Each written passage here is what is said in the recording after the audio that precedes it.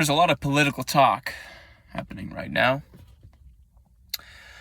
Lots of people talking about Charlie Kirk.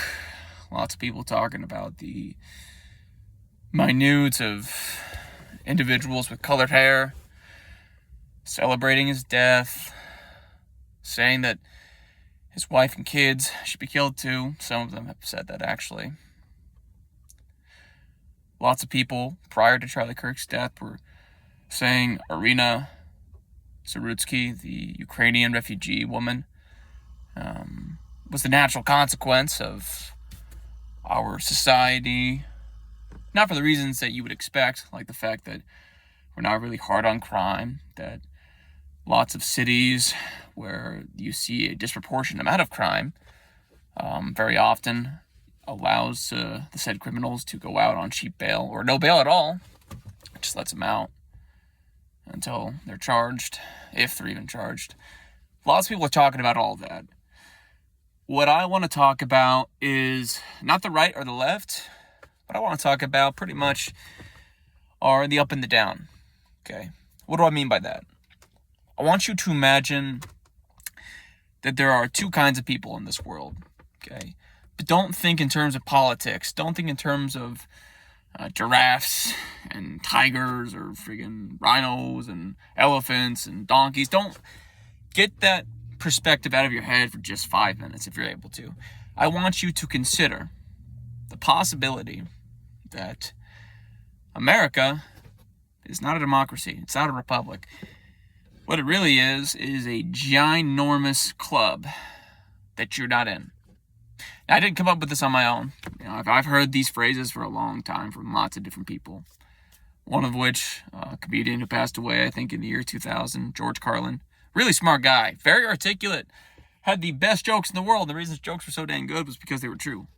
Ultimately, those are usually the best kinds of jokes. Not to get off tangent, world's biggest club, but you're not in it. You see, I did a little bit of math recently, and I figured out that if you were to take the bottom 90% of the U.S. populace and the top 10% of the U.S. populace, and you were to compare them based on how much wealth each of these groups of people controlled proportionally, you would find that the bottom 90% actually only has about 30% of the overall total wealth in the United States of America, whereas the top 10% holds about 70%. Now, of course, there's different ways you can look at the metrics. You can look at debt leverages, you can look at mortgages, all sorts of things like that. But it still comes out to about 70-30. 70-30%.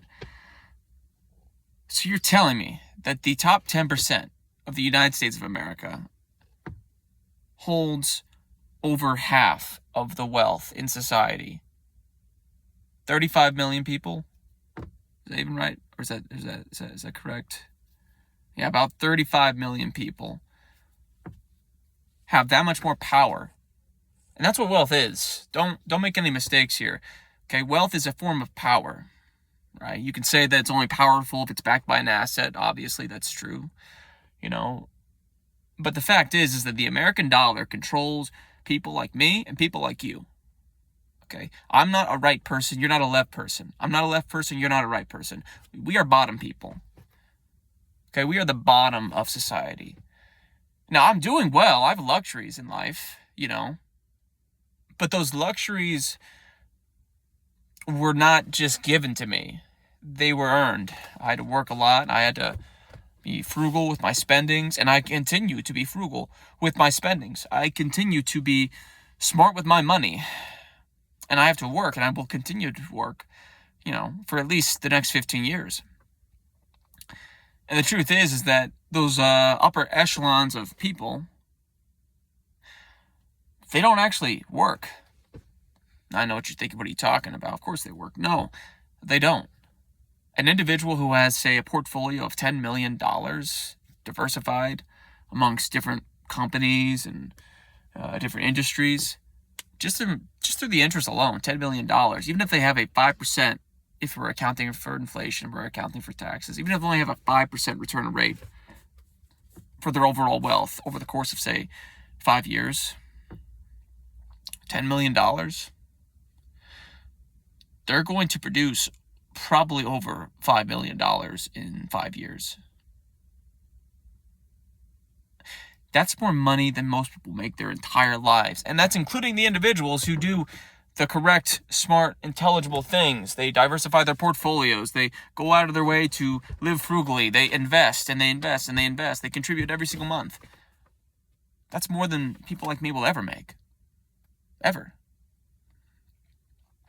And even if I made a ridiculous income, yearly speaking, like I made over $100,000 a year after taxes, which is not a lot of people, and I was to go out of my way to invest, I'd still have to work probably for 10 years before I'd actually be able to retire, unless I wanted to live off of a lower income than what I was making when I was working full time. So I want you to get rid of the left versus right.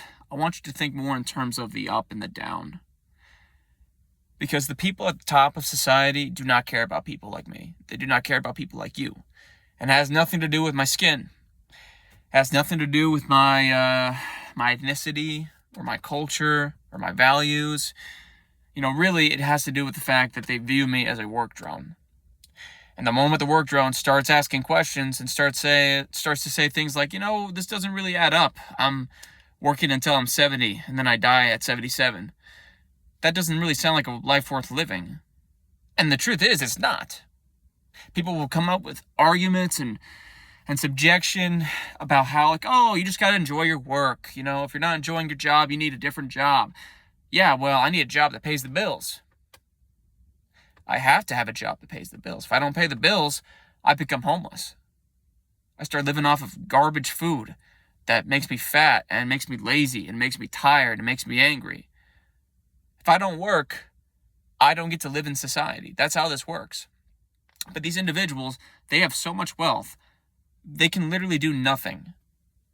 And they can buy up all the assets, which artificially dries up the housing market. I've recently learned that. And the truth is like houses are a necessity. If you want to have kids, if you want to have a family, if you want to have a meaningful future that involves, not living out of your car, you need a house. And renting is just throwing away your money. Like renting's okay short term, maybe if you're in college or something like that, which that's another conversation, right? But the fact is like renting is, over the course of 15 years, that's money that you will never see again. That you could have put into a house. That would have been yours, at least. Even if you had a hard time selling it, at least you know that money is eventually going to be yours and that home is eventually going to belong to you, right? And you can at least give it to your kids when you pass away in your will. I think I've talked enough. Stop, please, I beg you, whoever ever watches my videos, if there's anyone that watches these videos, stop thinking in terms of the left and the right, man, because we're all in the same boat, man. Like, I understand that you are angry if you're hearing about all these individuals who talk about Charlie Kirk. I get that. Seeing that stuff makes my blood boil, too. Seeing the scumbag who brutally murdered Irina Zarutsky in cold blood, every time I see him, makes me mad. Seeing the people on the train who didn't do anything makes me mad. But why on earth is this stuff circulating? Think about that. Think about who are the individuals that are in charge of us. Okay, who are the individuals with all the money and all the power and all the control? Think about that. That's what I consider, at least. That's what I think.